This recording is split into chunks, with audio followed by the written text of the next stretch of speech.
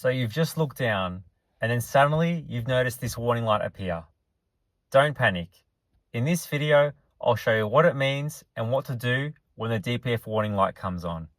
You can skip to the end of this video if you just want to learn what the different warning light combinations mean. This is a 2007 NS Pajero 3.2 litre automatic with an active type DPF.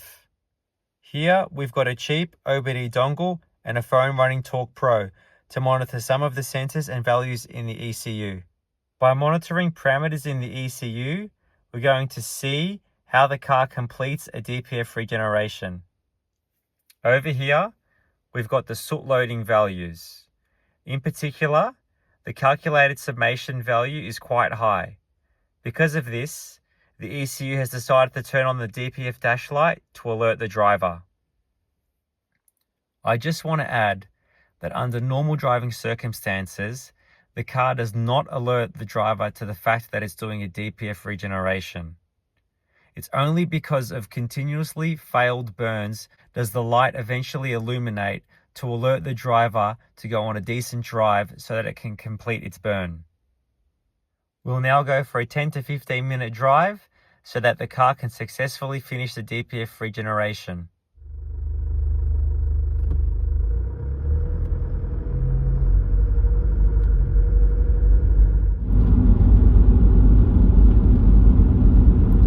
You can see that the car is injecting fuel into the exhaust stroke in the bottom left.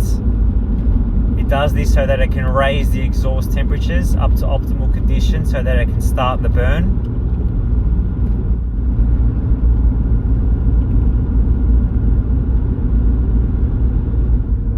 You can see that the soot by summation is slowly coming down. It's at 11.15 now.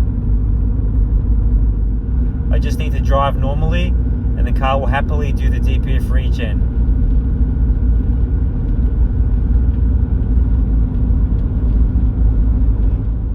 I've even come to a stoplight. It's still trying to maintain the burn by injecting fuel in the bottom left. You can even put the car in reverse. It's still injecting fuel, it's still doing its thing. I'll go back into drive. Still continuing. It will only stop the burn if you put it into neutral or park. Many people think you've got to go onto the highway and do 100 kilometers an hour continuously, revving the engine. And as you can see, I'm only revving it slightly and just doing 60 kilometers an hour and the car's doing it completely fine. There's no need to drive extra hard or do anything like that.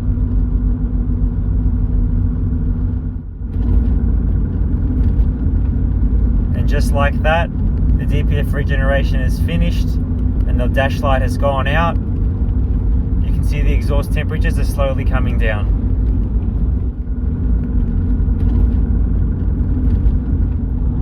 You may also notice the kilometers reset and so does some of the soot loading values. Some of them go right down to zero and some of them just go down nearly to zero. I hope with this video I've been able to demonstrate to you what you should do when the DPF dash light comes on. All you need to do is take the car for a 10 to 15 minute drive and the car will complete the burn process and the dash light will turn off. If the car is running perfectly fine and everything is working as it should, the DPF process should finish within 10 to 15 minutes of normal driving. If it doesn't, however, the car may eventually display a flashing DPF light and a steady check engine light. This means that it was unable to complete the regeneration and that the ECU has assumed that there is excessive accumulation of soot in the DPF. The first thing you should do is get the code scanned to find out what the ECU has logged as the issue, as it could be any number of things. Usually the cause is not in the DPF itself, but because of an issue further upstream of it. Some of these causes could be the incorrect engine oil used, a split in the intercooler hose, a faulty mass airflow or some other sensor, or even a faulty injector. Any one of these things could cause the DPF to foul up and the warning lights to turn on. In any case, if this warning is shown, you will need a capable OBD tool to perform a forced DPF regeneration to clear the fault and take the car out of limp mode. It's imperative that you find out what the exact cause is. If you don't, the forced regeneration may not complete, or even if it does, it won't be long before the issue arises again.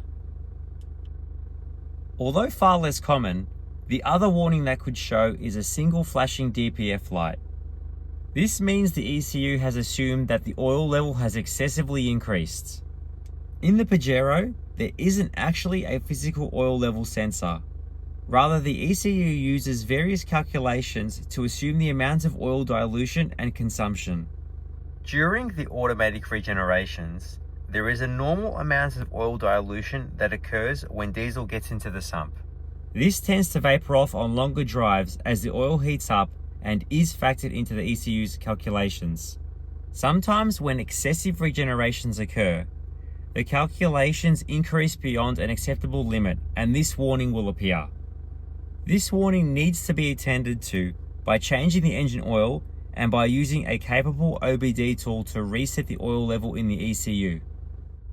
Hopefully you found some of this information useful. Please share, like and subscribe. Thanks all for watching.